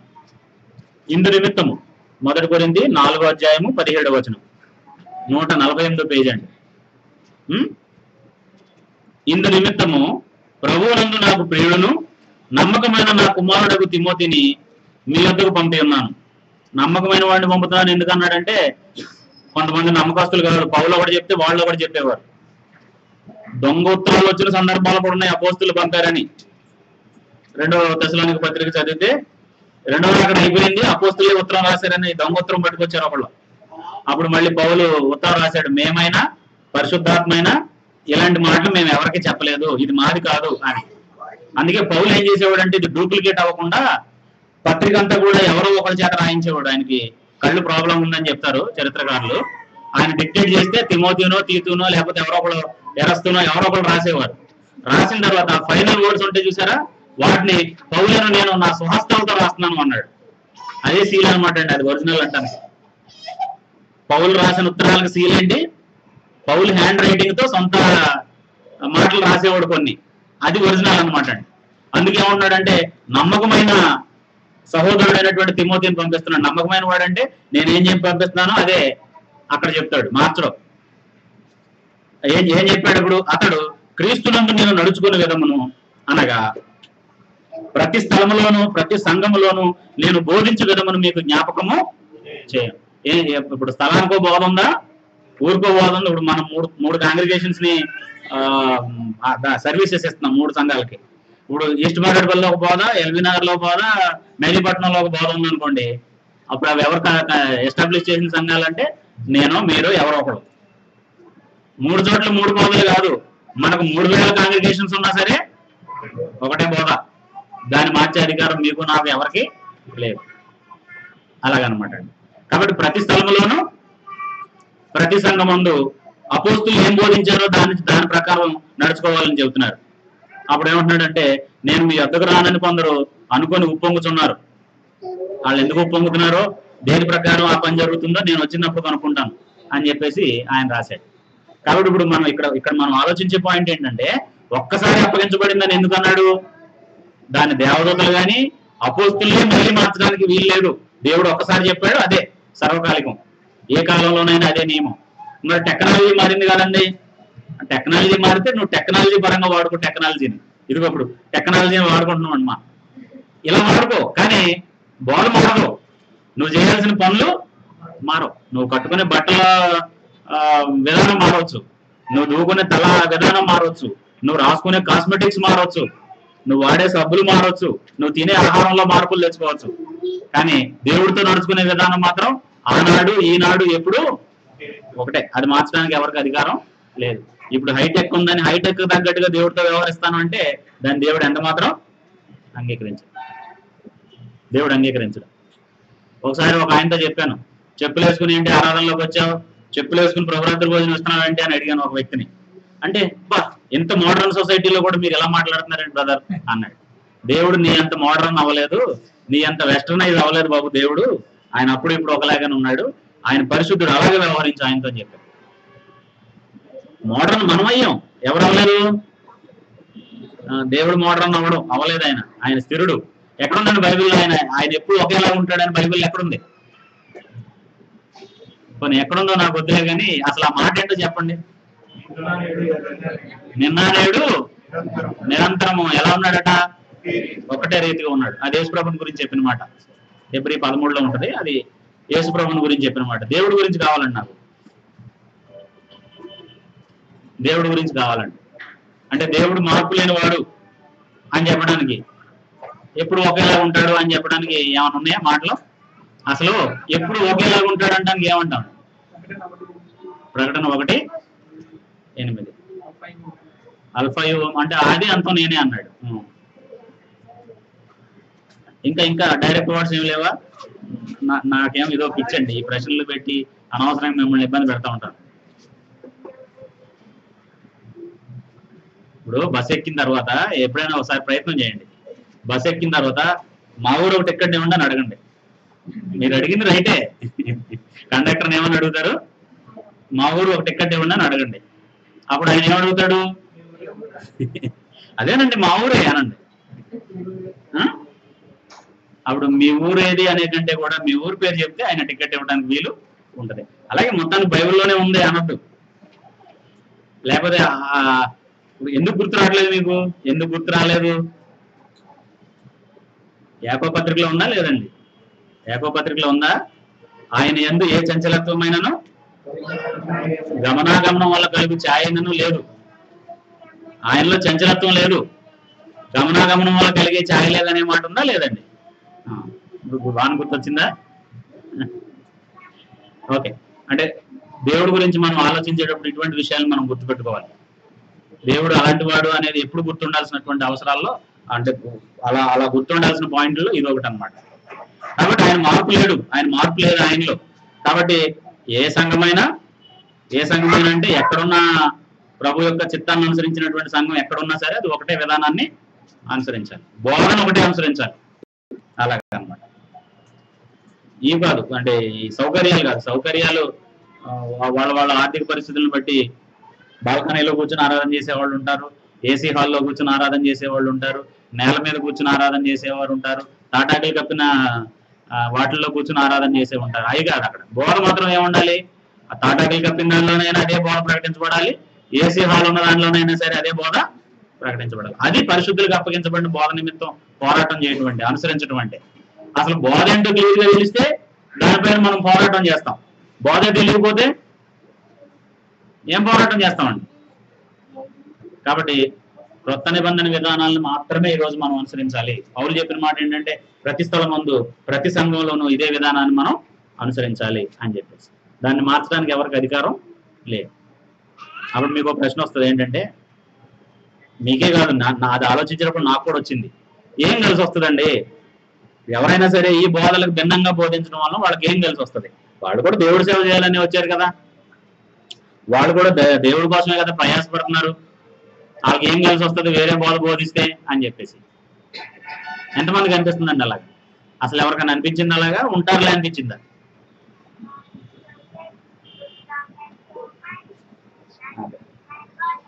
అనిపించిందా లేదండి?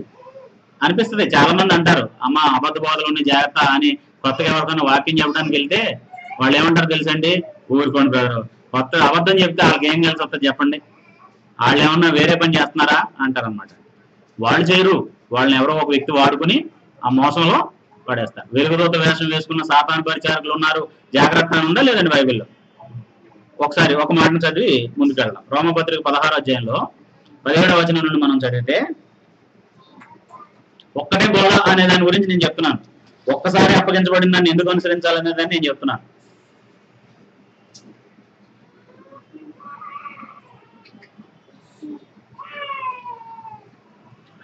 రోమపత్రిక 16వ అధ్యాయం 17వ వచనం. సహోదరులారా, మీరు నేర్చుకున్న బోధకు వ్యతిరేకముగా భేదములను ఆటంకములను కలుగు చేయు వారిని కనిపెట్టి ఉండుడని మిమ్మల్ని బ్రతిమాలుకొనుచున్నాను. చూడండి, అపోస్తులు బోధించారు వాళ్ళకి, వాళ్ళు ఆ బోధన నేర్చుకున్నారు. ఆ బోధకి భిన్నంగా ఏం కల్పించే వాళ్ళు వస్తారట? భేదాలని ఆటంకాలని కల్పించే వాళ్ళు వస్తారు అని చెప్పారు. వీళ్ళు ఎప్పటి నుంచి పనిచేస్తున్నారండి? ఈ భేదాలని ఆటంకాలని కలుగు చేసేవారు ఎప్పటి నుంచి ఉన్నారు? మొదటి నుంచి, ఆది నుంచి ఉన్నారు. ఆదాముతోనే ప్రారంభమయ్యారు. అక్కడేమో డైరెక్ట్ గా సాతానే చేశాడు. ఆ తర్వాత కొంత ఇన్ఫ్రాస్ట్రక్చర్ కొనుక్కున్నాడు అనమాట అండి. అప్పుడు వాళ్ళు చేస్తున్నారు అనమాట. కాబట్టి అప్పుడే ఉండేది ఆ భేదాలను ఆటంకాలను కలుగు చేసేటటువంటి ఆ పని. మిమ్మల్ని బ్రతిమాలుకొనుచున్నాను, వారిలో నుండి తొలగిపోవుడి. ఇది ఎవరి బాధ్యత అండి? ఇప్పుడు నేను బోధిస్తున్న విషయాలు మీరు వింటున్నారు, నేను చెప్పేది అవునా కాదా అని పరిశీలించాల్సిన బాధ్యత ఎవరి మీద ఉంది? మీ మీద ఉందా? నా మీద పోతుంది. ఏమన్నా తేడా వస్తే నా మీద పోయేది నా మీద పోతాయి. అలాగని దేవుడు మిమ్మల్ని ఏమి స్పేర్ చేయడు. ఎప్పుడైనా సరే ఒక విషయం విన్నప్పుడు అది అవునా కాదా అని పరిశీలించుకోవాల్సిన బాధ్యత. ఇప్పుడు ఒక వ్యక్తి మనల్ని మోసం చేశాడు. మోసపోయినందుకు మన తప్పు ఉందా లేదండి? ఎప్పుడు మోసపోతామంటే మనం పరిశీలించుకోలేనప్పుడు, దాన్ని సరిగా చూసుకోలేనప్పుడు మోసపోతాం. అలాగే బోధ విషయంలో బోధించిన వాళ్ళే పాపం అని మాత్రం అనుకోవద్దండి. అలాంటి ఆలోచనలు చాలా మందికి ఉన్నాయి లోకంలో. బోధించిన వాళ్ళదే తప్పు అని చాలా సార్లు అంటారు. బోధించిన వాళ్ళ తప్పు అయితే ఈ లేఖనాలు ఎందుకు రాయించారు బైబిల్లో? ఇవి ఎందుకున్నాయి ఇక్కడ? యేసు ప్రభువే చెప్పాడు, అబద్ధ ప్రవక్తల విషయమే జాగ్రత్తగా ఉన్నాడు. వారు గొర్రెల చర్మం వేసుకుని మీ వద్దకు వస్తురు కానీ లోపల క్రూరమైన తోడేళ్లు అని చెప్పాడు. నా పేరట అనేక అబద్ధ ప్రవచనాలు చెప్పే ప్రవక్తలు వస్తారు, జాగ్రత్త, అవే రాకడకు సూచనలు అని చెప్పాడు యేసు ప్రభు. ఇర్మియా గ్రంథంలో దేవుడు రాయించాడు, నేను నాకు తోచన క్రియలు బోధించే అబద్ధ ప్రవక్తలు ఇశ్రాయేలీల మధ్య బయలుదేరారు అని చెప్పేసి. ప్రతి ఆత్మను నమ్మక ఆ ఆత్మలు దేవుని సంబంధమైనవో కావో పరీక్షించండి అని 1 యోహాను పత్రిక 5వ అధ్యాయంలో 4వ అధ్యాయంలో మనం చూస్తాం. 1 నుండి 2 వచనాలు చదివితే ప్రతి ఆత్మను నమ్మక ఆ ఆత్మలు దేవుని సంబంధమైనవో కావో పరీక్షించండి అని చెప్పేసి. కాబట్టి అంటే మనం ఇప్పటి వరకు ఆలోచించినటువంటి విషయాలు మనం ఆలోచిస్తే, మొట్టమొదటి ఏం ఆలోచించామనంటే పరిశుద్ధులు అంటే ఎవరు అని ఆలోచించాం. ఎవరు పరిశుద్ధులు? ఎవరైతే యేసుక్రీస్తు రక్తంలో కడగబడి దేవుణ్ణి ఆరాధించడానికి ప్రత్యేకించబడ్డారో, దేవుని పిల్లలుగా బ్రతకడానికి ప్రత్యేకించబడ్డారో ఆ సంఘాన్ని పరిశుద్ధులని పిలిచారు. అది జనరల్ వర్డ్ కాదండి, స్పెసిఫిక్ ఎవరి కోసం సంబంధించింది అది? పరిశుద్ధులు అంటే సంఘానికి సంబంధించినటువంటి. అప్పుడు ఆ పరిశుద్ధులు అనుసరించే బోధ ఏ కాలంలో ఏం చెప్పబడింది అనడానికి మనం 3 యుగాల్లో ఉన్నటువంటి బోధలను చూసాం. ఏది మనం అనుసరించవలసిన బోధ? కొత్త నిబంధనలో ఉన్నటువంటి బోధ. అప్పుడు కొత్త నిబంధనలో ఉన్న బోధ ఎప్పటికప్పుడు మార్పులు చేయడానికి అవకాశం ఉన్నదా? ఒకటే బోధ. చాలాసార్లు చాలా మంది సీనియర్ బోధకులు లేదా నాలాగా కొంతకాలం బోధించిన తర్వాత కొంతమంది తెలివి గల వాళ్ళు ఏం చేస్తున్నారు అని అంటే, అప్పుడు మాకు అర్థం కాలేదు, ఇప్పుడు బాగా అర్థమైంది, అందుకే మార్చి చెప్తున్నామని చెప్తున్నారు. ఇప్పుడు యేసుప్రభు సంఘం అనకుండా ఇంకో సంఘం అని పిలవాలి అనేది అర్థం కాకపోవడానికి ఏమైనా ఉందండి అందులో? అది కావాలని చెప్పే పదమే. లేకపోతే ఇలా కాకపోతే రక్షణ రాదు, ఇలాగని చెప్పాలి అని చెప్పి మార్పులు చేస్తున్నారు. వాళ్ళంతా గందరగోళానికి కారణం అవుతున్నారు అనమాట అండి. మనం అనుసరించింది సత్యం అయితే దాని విషయంలో రాజీ పడవలసిన అవసరం లేదు. దానికి సంబంధించి మార్పులు జరుపులు చేసుకోవాల్సి వస్తే మనం చేసుకుందాం. దాన్ని ఎలాగ మార్చుకోవాలో ఏది లేఖనానుసారం అలా చేసుకుందాం అంతే తప్ప విధానాలను మార్చే పని, సిద్ధాంతాలను మార్చే పని మాత్రం చేయకూడదు. సిద్ధాంతాలను మార్చే హక్కు మనకి ఎవరికి కూడా లేదు. వాటిని డిజైన్ చేసింది ఎవరు? దేవుడు. మనకి 66 పుస్తకాలు వచ్చిన తర్వాత కూడా మనం క్రీస్తు సంఘంలోనే ఉండాలి. బైబిల్ కామెంటరీ రాయగలిగిన కెపాసిటీ వచ్చిన తర్వాత కూడా మనం క్రీస్తు సంఘంలోనే ఉండాలి. అవి వచ్చినంత మాత్రంగా మనం ఒడ్డును పడకూడదండి. చాలా మంది ఇప్పుడు ఒడ్డును పడుతున్నారు. ఎవరు ఒడ్డును పడతారటండి? ఏదో చేప బాగా తవ్వితే నీళ్ళల్లో ఉండలేక ఎగిరి ఒడ్డును పడిందంట. ఒడ్డును పడ్డాక ఏం చేద్ది? కొవ్వు పెరుగుద్దా ఇంకా ఎండిపోతా? అది ప్రమాదం ఒడ్డును పడితే. కాబట్టి నీళ్ళలోనే ఉండాలి. అది ఎంత కొవ్వినా ఎక్కడ ఉండాలి? నీళ్ళలోనే ఉండాలి. ఒడ్డును పడకూడదండి. అలా ఒడ్డును పడే పనులు ఇప్పుడు చాలా మంది చేస్తున్నారు. అంటే సారీ, అది మిమ్మల్ని ఎవరన్నా కష్టపెడితే అలాంటి పదజాలం అయినా అది కావాలనే, అంటే అది అర్థం కావాలని నేను చెప్తున్నాను. మనకి ఎంత కొమ్ములు వచ్చినా దేవుని కంటే గొప్పవడం కాదండి. మనకి ఎన్ని విషయాలు అర్థమైనా యేసుప్రభు కంటే గొప్పవడం కాదు. మనకి ఎన్ని తెలిసినా బోధ కంటే మనం గొప్పవాళ్ళం కాదు. మనం గత వారం అంత ముందు వారం దేవుని ఆజ్ఞలు అనుసరించేవాడు ధన్యుడు అన్న దాంట్లో ఒక పదాన్ని మనం నేర్చుకున్నాం. నీవిచ్చిన వాక్యం అంతటిని నీ నామం కంటే నువ్వు గొప్ప చేసావన్నాడు దేవుడు. దేవుని వాక్యానికి ఉన్న విలువ అది. దాన్ని ఎవరు కూడా మార్చకూడదు. అప్పుడు ఎన్ని విధానాలు ఉన్నాయనంటే ఒకటే విధానం. అపోస్తులు ప్రకటించిన తర్వాత వాళ్ళే అన్నారు, మేమే దాన్ని మార్చడానికి వీల్లేదు, పరలోకం నుంచి ఒక దూత వచ్చినా మార్చడానికి వీల్లేదు అని చెప్పేసి. మనం పర్లేదనొచ్చండి? అప్పుడు మనం పర్వాలేదని చెప్పొచ్చా అంటున్నానండి. పర్వాలేదని చెప్పే అధికారం మనకి లేదు. ఇలా మార్చుకున్నా పర్లేదు, అలా మార్చుకున్నా పర్లేదని చెప్పే కదా అలాంటి అధికారం మనకి లేదు. అలాగే చాలాసార్లు ఏమవుతుందని అంటే, సంఘాలు పెరిగిన తర్వాత, ఆర్థిక విధానాలు పెరిగిన తర్వాత, ఆలోచనలు మారిన తర్వాత, అప్పుడు ఒక మోటోతో స్టార్ట్ చేసింది నెమ్మదిగా అవి డైవర్షన్ తీసుకుంటున్నాయి అనమాట. అప్పుడు దేవుడికి అవమానం.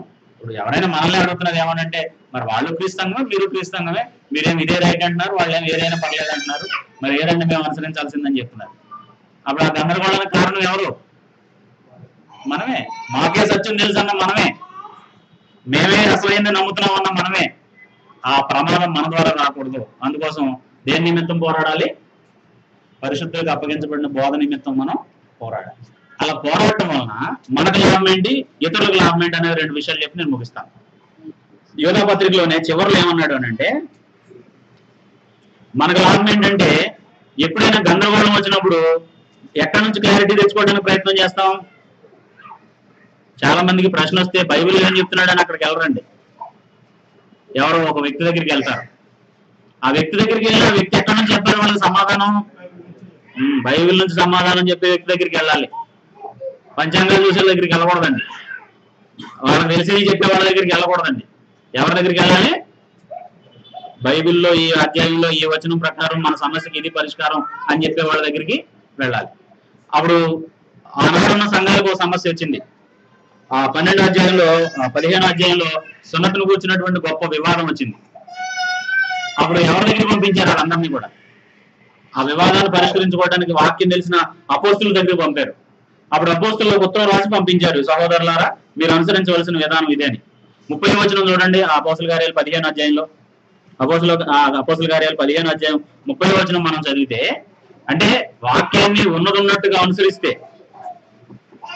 మనం క్రాస్ చెక్ అనేది బైబిల్ నుండి చేసుకుంటే మనకు వచ్చే లాభం ఏంటి అనేదాన్ని మనం ఆలోచిస్తున్నాం. అపోస్తుల కార్యాలు 15వ అధ్యాయం 30వ వచనం మనం చదివితే, అంతటా వారు సెలవు పుచ్చుకొని అంత్యొక్కకు వచ్చి శిష్యులను సమకూర్చి ఆ పత్రిక ఇచ్చిరి. అపోస్తులు రాసిచ్చినటువంటి జవాబుని వాళ్ళకి ఇచ్చారు. వారు దానిని చదువుకున్నందువలన ఆదరణ పొంది సంతోషించిరి అన్నాడు. ఇప్పుడు మనం ఎలా అనుసరించాలి అనే దానికి సంబంధించిన గందరగోళం మనకు ఏర్పడినప్పుడు బైబిల్ నుండే దాన్ని నేర్చుకోవడానికి ప్రయత్నం చేస్తే, తెలిసిన వాళ్ళ దగ్గరికి వెళ్ళి దాన్ని క్లారిఫికేషన్ తెచ్చుకుంటే ఏం కలుగుద్ది మనకి? నెంబర్ 1 ఆదరణ కలుగుద్ది. ఆదరణ ఎప్పుడైతే కలుగుద్దో మన మనసు ఎలా ఉంటుంది? సంతోషంగా ఉంటుంది. లేకపోతే కన్ఫ్యూజన్ లో ఉంటాం. నేను చేసేది రైటో కాదు అని దేవుడు అంగీకరిస్తున్నాడో లేదనే భయంతో దేవుడి దగ్గర మన సంబంధం ఉంటుంది. ఇదే పని ఇతరుల పట్ల చేసామనుకోండి, తెలియకుండా అమాయకత్వంగా ఉన్నటువంటి వాళ్ళకి ఈ వాక్యాన్ని ప్రకటించి వాళ్ళ విషయంలో చేస్తే ఏమవుద్ది? యోధా పత్రికలోనే మనం ఆ మాటలను చదువుతాం. యోధా రాసిన పత్రిక 22వ వచనాన్ని మనం చదివితే, సందేహపడే వారి మీద కనికరము చూపుడి. సందేహపడే వాళ్ళ మీద మనకేముండాలి? కనికరం చూపాలి. చాలా మంది బోధకులు నాకు తెలుసు, ఇది కూడా తెలియదా నీకు? ఏ మాత్రం తెలియకుండా నువ్వు అసలు వేస్ట్ అని చెప్పేవాళ్ళు 3 మంది ఉన్నారండి. నీకు అది ఇంత ముందు రానప్పుడు నువ్వు కూడా ఏంటి? కాబట్టి వేస్ట్ కాదండి ఎవరో. ఏదన్నా ఒక విషయం తెలియనంత మాత్రాన వాళ్ళు ఏం కాదు, వేస్ట్ కాదు. వాళ్ళకి ఆ విషయంలో డౌట్ ఉంది, తెలిసి నువ్వేం చేయాలి? దాని క్లారిటీ ఇవ్వాలి. వాళ్ళు బ్లేమ్ చేయటం కాదు, వాళ్ళకి ఏది తెలియదో అది ఏం చేయాలి? ఆ క్లారిటీ ఇవ్వాలి. సందేహపడు వారి మీద ఏముండాలి మనకి? కనికరము చూపుడి. అది మనం చేసే పోరాటం. అగ్నిలో నుండి లాగినట్టు కొందరు రక్షించుడి. అపార్థంలో సత్యం తెలియకుండా అపార్థంలో ఎవరైనా ఉంటే ఏం చేయాలట? అగ్నిలో నుండి లాగినట్టు కొందరిని బయట. వాళ్ళు ఎక్కడున్నారు? అసత్యంలో ఉన్న వాళ్ళు ఎక్కడున్నారు? అగ్నిలో ఉన్నారు. దాంతో కాల్చబడుతున్నారు వాళ్ళు. అగ్నిలో నుండి లాగినట్టు కొందరిని లాగుడి, రక్షించుడి. శరీర సంబంధమైన వారి అపవిత్ర ప్రవర్తనకు ఏమాత్రం నొప్పు కొనక దానిని అసహించుకొనుచు భయంతో కొందరిని కరుణించుడి. మరి ఇప్పుడు వాళ్ళని కరుణించడానికి ఒకసారి జీడిమెట్ల సుచిత్ర దగ్గర ఒక సహోదరుడు పరిచయం అయ్యాడు నాకు. చాలా కాలం మేము మంచి ఫ్రెండ్స్ గా ఉన్నాం. బాగా వాక్యం చెప్పాను ఆయనకి, ఆయన కూడా బాగా ఎంజాయ్ చేసేవాడు. అప్పుడు ఒక ఆయన ఎవరో ఆయనకు ఒక విషయం పూసారండి. ఎలాగంటే, బ్రదర్ మనం హిందూస్ కు వాక్యం చెప్పాలంటే మనకు బాగా అన్ని విషయాలు తెలియాలి అని చెప్పి ఆయనకి ఎక్కిచ్చారండి. అప్పుడు ఆయన ఏం చేశాడంటే, నేను హిందూకు వాక్యం చెప్పాలంటే నాకు ఉపనిషత్తులు తెలియాలి, హిందూ భారతం తెలియాలి, రామాయణం తెలియాలి, హిందూ తత్వం ఏంటో తెలియాలని చెప్పి ఆయన కషాయ వస్త్రాలు వేసుకుని భార్య పిల్లలను వదిలేసి హిమాలయాలకు పోయాడు. ఆయన ఇప్పటికి రాలేదండి, ఎప్పటికి వస్తాడో తెలియదండి. ఆయన ఎప్పుడు హిందూయిజం నేర్చుకోవాలా, ఎప్పుడు హిందువులను అర్థం చేసుకోవాలి, ఎప్పుడు ఆయన వాళ్ళకి సత్యం చెప్పాలి. కాబట్టి ఇప్పుడు ఆయన తలకు బాగా ఎక్కిపోయిందండి. ఏది? క్రైస్తవ్యం కాదు, హిందూయిజం ఎక్కేసిందండి. ఒకసారి నేను ఏదో మీటింగ్ ఉంటే ఆ మీటింగ్కి వెళ్ళాను. ఆ మీటింగ్కి వెళ్ళినప్పుడు చాలా మంది కూర్చున్నారు. ఒక కాషాయ వస్త్రాలు మెడలో దండలు వేసుకుని చేతికి కాశీ తాళ్ళు కొట్టుకున్న ఒక వ్యక్తి కూర్చుని ఉన్నాడు. అయ్యి బాబోయ్, ఈ మీటింగ్ కి వాళ్ళు కూడా వచ్చి వాక్యం వింటున్నారు అనమాట అనుకున్నాను అనమాట అండి. తీరా అయిపోయిన తర్వాత అయ్యగారు మీకు వందనాలు అని చెప్పాడు. ఎవరో మనకు తెలిసిన గొంతు లేకుండా ఎక్కడోనంటే ఆయన అనమాట. ఇదేం పాపం అండి ఇలా తయారయ్యారండి మీరంటే, ఒక ఆయన చెప్పాడు, మంచి ఐడియా చెప్పాడు నాకు అని చెప్పాడండి. ఆయన ఇల్లు వదిలిపెట్టేసి 7 సంవత్సరాలు అయిందండి. ఇప్పుడు భార్య పిల్లల బాధ్యత లేదు ఆయనకి. పిల్లలు అసలు వాళ్ళు ఎలా పెరుగుతున్నారో దానికి సంబంధం లేదు ఆయనకి. ఆయన ఏమి నేర్చుకున్నాయో చెప్తాడట. అందుకే ఇక్కడ అన్నమాట ఏంటంటే, శరీర సంబంధమైన విషయాల్లో వాళ్ళ విధానాలను అనుసరించొద్దు. ఒకళ్ళకి చెప్పడానికి వాళ్ళే తయారవద్దు. ఓసారి ఒక ఆయన ఘనంగా చెప్పాడండి, నేను ఆ మాట అనొచ్చు అనకూడదు నాకు అర్థం కావట్లే, ఆయన అంటానండి. వ్యభిచారం చేసేవాళ్ళు ఒక మూలం ఉంటారు ఊర్లో, ఆ మధ్యలో సువార్త ప్రకటిస్తున్నానని చెప్పాడండి. కొంతకాలానికి ఆయన ఎయిడ్స్తో చచ్చిపోయాడండి. వాళ్ళకి వాక్యం చెప్పడం వాళ్ళే తయారవద్దు అది చెప్పేది ఇక్కడ. వాళ్ళ విధానాలన్నింటినీ నువ్వు అడాప్ట్ చేసుకోవక్కర్లా. నీ విధానం ఏంటో క్లియర్ గా వాళ్ళకి చూపించు, నీ ప్రవర్తన ద్వారా, నీ మాటల ద్వారా. వాళ్ళకి చెప్పడానికి వాళ్ళే తయారవ్వకూడదండి. అదే అన్నారు అక్కడ, శరీర సంబంధమైన వారి అపవిత్రతకు ఏమాత్రం నొప్పక దాన్ని అసహించుకొనొచ్చు భయముతో కరుణించండి. మీ పని మీరు చేయండి, అపవిత్రతకి దూరంగా ఉండండి. వాళ్ళకి మంచి మాటలు చెప్పండి, వాళ్ళ సంస్కృతిలోకి మీరు వెళ్ళొద్దు, వాళ్ళ విధానాలను మీరు అనుసరించొద్దు అని చెప్పి. నాకు చాలా మందిని చూస్తే భయం వేస్తుందండి. అలాగే వాళ్ళు ఏ కమ్యూనిటీలో ఉంటే ఆ కమ్యూనిటీలోకి యాక్టింగ్ చేస్తూ ఉంటారు సువార్థికులు. కొంతకాలానికి వాళ్ళు అలాగే అయిపోతారు, క్రైస్తవులు అనే సంగతి మర్చిపోతారు. అది చేయొద్దండి మళ్ళీ ఎవరో కూడా. మనం హిందువుల మధ్య ఉన్నాం కదండి, హిందువులాగా ఉండాలి కదండి అంటారండి కొంతమంది. సోదరులు బొట్టు పెట్టుకోవడానికి ప్రయత్నం చేస్తారు, వాళ్ళందరూ పెట్టుకుంటున్నారు వీళ్ళు కూడా. మీకు లేనిదాన్ని ఎందుకు అడాప్ట్ చేసుకోవడం? చాలా మంది అలాగా చేతికి తాళ్ళు కొట్టుకోవడానికి ప్రయత్నం చేస్తున్నారు ఈ మధ్య. అంటే మీకు తెలియని బాధలన్నీ మేము చాలా మందిని డీల్ చేస్తాం కాబట్టి వాళ్ళని చూసి మనకు బాధ అయ్యి అలా అవ్వద్దని చెప్తాం అనమాట సంఘాలకి. కాబట్టి అది కాదండి మనుషుల్ని డీల్ చేసే పద్ధతి. నువ్వు వాక్యానుసారంగానే బ్రతకాలి, నువ్వు చెప్పాల్సిన వాక్యం విషయంలో నీ క్లారిటీ ఉండాలి, నీ పవిత్రతను నువ్వు కాపాడుకుంటూనే వాళ్ళతో వ్యవహరించాలి తప్ప వాళ్ళలోకి వెళ్ళిపోయి వాళ్ళ సంస్కృతిలో కలిసిపోయి కాదండి. కాబట్టి ఎలా ఉండాలంటే వాళ్ళ పట్ల వాళ్ళ విధానాలను అడాప్ట్ చేసుకోవద్దు. నువ్వు చెప్పాల్సిన సత్యం ఏదో వాళ్ళకి చెప్పు. అలా కొంతమందిని అగ్నిలో నుండి లాగినట్టు కొంతమందిని లాగు అని చెప్పి. ఇప్పుడు ఈ పోరాటం ఎవరెవరు చేయాలండి? బైబిల్ స్కూల్లో బైబిల్ ట్రైనింగ్ అయ్యేవాళ్ళేనా, లేకపోతే అందరు క్రైస్తవులా? అందరూనా? క్రైస్తవులు అందరూనా? ఈ పోరాటం చేయవలసిన అవసరం ఏంటంటే, ముందు మనం వేరే అతని చేతిలోకి వెళ్ళిపోకుండా ఉండడానికి ఈ పోరాటం చేయాలి. ఆ తర్వాత అనేక మందిని రక్షించి దేవునికి ఇష్టమైనటువంటి పనివారిగా ఉండాలి. ఒక ఆయన ఎవరో మంచి పాట రాశాడండి, పంపుము దేవ పనివారులను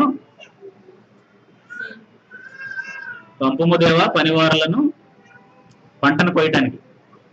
కొంతమందే శ్రమ పడుతున్నారు, చింత లేదు కొంతమందికి. అసలు మనుషులు పాపంలో నశించిపోతున్నారనే చింత కొంతమందికి లేదు. వాళ్ళందరిని కూడా పిలువు మాతో పాటు ఈ పని చేయడానికి అని చెప్పాడు. ఎవరి సామర్థ్యం కొద్దీ వాళ్ళు ఏం చేయాలని అంటే, ప్రతి చిన్న విషయంలో కూడా ఇది దేవుడు కోరుకునేది, ఇది దేవుడు కోరుకుంది అని చెప్పి ఆ క్లారిటీ ఇవ్వాలి. ఒకవేళ క్లారిటీ ఇవ్వకపోతే ప్రమాదం ఏంటో నేను చెప్తాను. సిస్టర్ గారు కోపం వస్తుంది ఆ మాట చెప్తే, అయినా సరే చెప్తాను. అంటే మనకే సలహాలు ఇస్తారండి కొంతమంది. అంటే వాళ్ళు ఎవరో నేను చెప్పట్లేదు, కానీ ఆరోగ్యం బాగోలేదు అనగానే మా బంధువుల్లో కొంతమంది ఈ మధ్యన ఏం సలహాలు ఇస్తున్నారు తెలుసండి? శ్యామకిషోర్ గారి దగ్గరికి వెళ్ళండి తగ్గిపోతుంది అన్నారు. ఎంత గుండె, అసలు గుండె చెరువండి. నాకు చెప్తున్నారు అనమాట. అంటే నాకంటే మా ఇంట్లో వాళ్ళకి చెప్తున్నారు అనమాట అండి. అంటే మనం మెత్తగా ఉంటే మనుషులు ఎలా ఉంటారు? ఈ విషయంలో మనం సీరియస్ గా లేకపోతే ఎలా ఉంటారండి? మనకు అలాంటి సలహాలు ఇచ్చే వాళ్ళగా ఉంటారు. అలాంటి విషయాల్లో నేను చెప్తాను, అది చిన్నోళ్ళైనా పెద్దోళ్ళైనా ముఖం మీద చెప్పండి, పర్వాలేదు. నువ్వు ఎవరితో మాట్లాడుతున్నావు గుర్తుపెట్టుకో. నాకు దేవుడు అంటే నమ్మకం ఉంది, సత్యం అంటే నమ్మకం ఉందని చెప్పాలండి. వాళ్ళు తల్లి అయినా, తండ్రి అయినా, అన్నయ్య అయినా, తమ్ముడైనా, ఎవరైనా సరే అంత సీరియస్గా ఉండాలి ఆ విషయంలో. లేకపోతే నెమ్మదిగా మనల్ని లాగేస్తారండి. మొహమాటానికి నువ్వు అన్నావు అనుకోండి, నువ్వు అన్నావుగా ఇప్పుడు చేయి అంటారు అనమాట. లేకపోతే వాళ్ళే వచ్చి తీసుకెళ్తారు. మనం బాడీ చేయడానికి ఛార్జీలన్నీ పెట్టుకుంటారు వాళ్ళు. కావాలంటే కార్లో తీసుకెళ్తారు. బాగు చేయడానికి ఎవరైనా పని చేయరండి. అలా. కాబట్టి నేనేం చెప్తానంటే చిన్నోళ్ళైనా పెద్దోళ్ళైనా ఎవరైనా సరే నువ్వు యేసు ప్రభువుకు సంబంధించిన వాడిగా ఉండాలంటే బోధ గురించి నీకు ఈ సీరియస్నెస్ ఉండాలి. సో పరిశుద్ధులకు అప్పగించబడినటువంటి బోధని ఒక్కసారి అప్పగించబడినటువంటి బోధ నిమిత్తం మనం పోరాటం చేయవలసినటువంటి వారమై ఉన్నాం. కాబట్టి ఈ పోరాటం మీది, నాది, ప్రతి క్రైస్తవుడిది. ఈ పోరాటం చేయాలంటే లేఖనాల పట్ల మనకు చక్కని అవగాహన ఉండాలి. అందుకోసం బైబిల్ బాగా చదవాలి. బాగా చదవాలా, మంచి కొత్త బైబిల్ కొనుక్కుని దానికి మంచి అట్టేసి బీరువాలో అందరికి కనబడేలాగా అద్దంలో పెట్టి అలా ఉంచాలండి. నేను కొంతమంది బైబిల్ చూస్తాను, వాళ్ళు ఇర్మియా గ్రంథం తీయండి అంటే గిలగిల ఆడిపోతారండి. ఆ పేజీలు అతుక్కుపోయి ఒకదానికి ఒకటి రావాయి. పైన మాసిపోయి ఉంటుంది బైబిల్, పైన కలర్ పోయి ఉంటుందండి, లోపల మాత్రం అతుక్కుపోయి ఉంటాయి. కారణం ఏంటంటే అవి ఎక్కడ తీస్తేగా తెచ్చుకోవటానికి. ఇలా వాడుతున్నాం అనుకోండి, అప్పుడు అవి ఓపెన్ అయి ఉంటాయి, లేకపోతే అతుక్కునే ఉంటాయి. అవి అతుక్కున్నవి మనకు మేలు చేయవండి. అతుక్కున్న పుస్తకాలు మనకి, తెరిచిన పుస్తకమే మేలు చేస్తుంది కానీ మూసున్న పుస్తకాలు మనకి మేలు చేయవు. కాబట్టి చదువుదామండి. మనం అజ్ఞానంతో బ్రతకొద్దు క్రైస్తవులుగా. అందరికీ వందనాలు.